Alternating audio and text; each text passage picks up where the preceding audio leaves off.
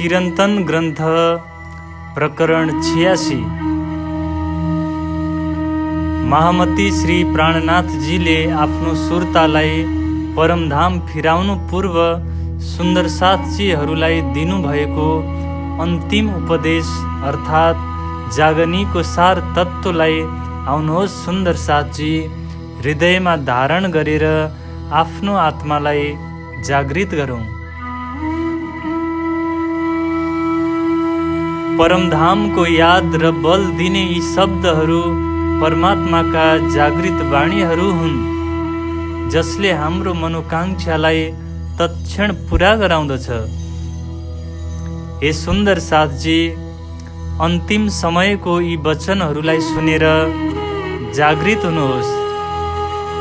प्रेम, दया, क्षमा, शील, सन्तोष जस्ता अस्त्र शस्त्रहरूद्वारा सजिएर धामधनीसँग मिल्नका लागि परमधामतर्फ दौड लगाउनुहोस्। सतगुरु धनी श्री देवचन्द्रजी महाराजकै आज्ञाले मैले जागनीका यी 2-4 शब्दहरू भनेको हुँ। यी शब्दहरू मध्येबाट केही सुन्दर साथजीहरूले धेरै ग्रहण गर्नुभयो, केही सुन्दर साथजीहरूले कम ग्रहण गर्नुभयो र केही सुन्दर साथजीहरूले यसलाई तिरस्कार पनि गर्नुभयो। हे सुन्दर साथजी, यो संसार रूपी नाटक हेर्न आएका मध्ये केहीले धेरै सफलता प्राप्त गरे भने केहीले कम प्राप्त गरे, केही भने हारेर गए। अब हजुरहरू समक्ष सद्गुरु धनीका यी वचनहरूलाई चरितार्थ गर्ने समय आएको छ। यसैले मलाई त यी वचनहरूलाई शिरोधार्य गर्नु नै छ। सतगुरु धनीले यी वचनहरू मबाट भनाउन मलाई योग्य बनाउनु भयो। यसैले म त यी वचनहरूबाट अलिकति पनि पछि हट्नेवाला छैन। यदि कसैले यी वचनहरूलाई ग्रहण गर्नु छ भने गरिहाल्नुहोस्, किनभने सुन्दर साथजीका लागि यी वचनहरूलाई स्वयं धाम धनीले भनाउनु भएको हो। यसैले मलाई त यी वचनहरू शिरोधार्य छँदैछन्। यी वचनहरूले नै परमधाममा जानका लागि शक्ति दिन्छ। म यो कुरा राम्रोसँग जान्दछु कि हजुरहरू मध्ये धेरैजनाले यी वचनहरूलाई स्वीकार गरिसक्नुभयो। केही सङ्ख्यामा मात्र स्वीकार गर्न बाँकी हुनुहुन्छ। तर अन्तिम समयमा त यसलाई सबैले स्वीकार गर्नु नै पर्नेछ। अब म आफ्नो हृदयबाटै यो स्वीकार गर्दछु कि सद्गुरु धनीको पालामा मैले यी वचनहरूलाई स्वीकार नगरेको कारणले मेरो आत्मा यो झुठो शरीरमा बाँधिएर यही संसारमै रहन गयो। जागृत ज्ञानको एक शब्द पनि यदि हृदयमा गढ्यो भने यो सपनाको झुठो शरीर तत्काल छुटेर जानेछ। जागृत वचनका अगाडि यो झुठो शरीर कसरी टिक्न सक्छ र?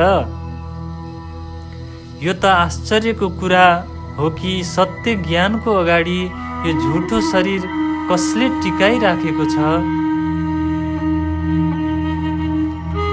मैले बारम्बार यसको बारेमा चिन्तन गर्दा सत्यको अगाडि असत्य वस्तु टिक्दैन भन्ने थाहा पाएँ। तर धामधनीकै आज्ञाले यो टिकिरहेको छ। अब धामधनीकै आज्ञाद्वारा आत्मा जागृतिको त्यो समय आइपुगेको छ, जसका लागि हामी सबैले परमधाममा निश्चित गरेका थियौँ। यसैले मैले त यी वचनहरूलाई शिरोधार्य गरिसकेँ। अब त ममा परमधामको जागृत बुद्धि आइसकेको छ। सद्गुरुको आज्ञाद्वारा मैले यी वचनहरूलाई सबै सुन्दर साथहरू समक्ष पुर्याइदिएको छु। त्यसैले यी वचनहरूमाथि विचार गरेर सचेत हुनुहोस् र आफ्नो आत्मालाई जगाउनुहोस्। अब जागृत हुने यो अन्तिम समयमा संसारको राम्रो नराम्रोलाई आफ्नो मनमा नराख्नुहोस्। आफ्नो सुरतालाई परमधाममा स्थित गरेर आत्मा र परमात्मालाई धामधनीको साथमा मिलाइदिनुहोस्। यो मायावी संसारको झुठो सुख दुःखलाई धामधनीको विरह अग्निमा जलाइदिनुहोस्। यो झुठो संसार र शरीरको चिन्ता नगरिकन आफ्नो सुरतालाई धामधनीको चरण कमलमा पुर्याइदिनुहोस्। यो सांसारिक व्यवहारमा यदि कसैले हजुरहरूलाई दुःख दिन्छ भने पनि हजुरहरू उसको भलो नै चिताउनुहोस्, किनभने यो संसारमा आउनु पूर्व परमधाममा हामी सखीहरूले एक अर्कालाई जगाउने वाचा गरेका थियौँ। त्यो वाचालाई नभुल्नुहोस् र आफ्नो सुरतालाई परमधामबाट पछि नहटाउनुहोस्।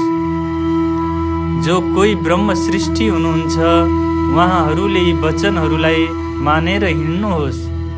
अब जागृत हुने समय आइपुगेको छ, यसैले समय छँदै जागृत हुनुहोस्। जो कोही पनि अज्ञान रूपी निद्रामा सुतिरहनु भएको छ उहाँहरू यस अखण्ड तारतम ज्ञानद्वारा जागृत हुनुहोस्। जसले यस ज्ञानद्वारा आफूलाई जगाउनु भएको छ उहाँहरू एकान्तमा बसेर यसको चिन्तन गर्नुहोस्। जो बस्नु भएको छ उहाँहरू उठ्नुहोस् र जो उठ्नु भएको छ उहाँहरू अगाडि जानका लागि आफ्नो पाउ बढाउनुहोस्। यस प्रकारले परमधाम जानका लागि आफ्नो तयारी गर्नुहोस्, किनभने अगाडि ठुलो दौड लगाउनु छ। सबैभन्दा पहिले आफ्नो हरेक अङ्गमा धामधनीको प्रेमलाई प्रकट गर्नुहोस् र सम्पूर्ण ब्रह्माण्डलाई छेडेर अगाडि निस्किनुहोस्। महामती श्री प्राणनाथजी भन्नुहुन्छ, हे मेरा प्राणाधार सुन्दर साथजी, अन्तिम समयका यी वचनहरूलाई ग्रहण गर्नुहोस्। धामधनीजीको कृपाले जागनीको समय आइपुगेको छ। धामधनीको कृपा पनि हामीलाई भइरहेको छ। अब आफ्नो हृदयमा अखण्ड ज्ञानको प्रकाशलाई भरिदिनुहोस्।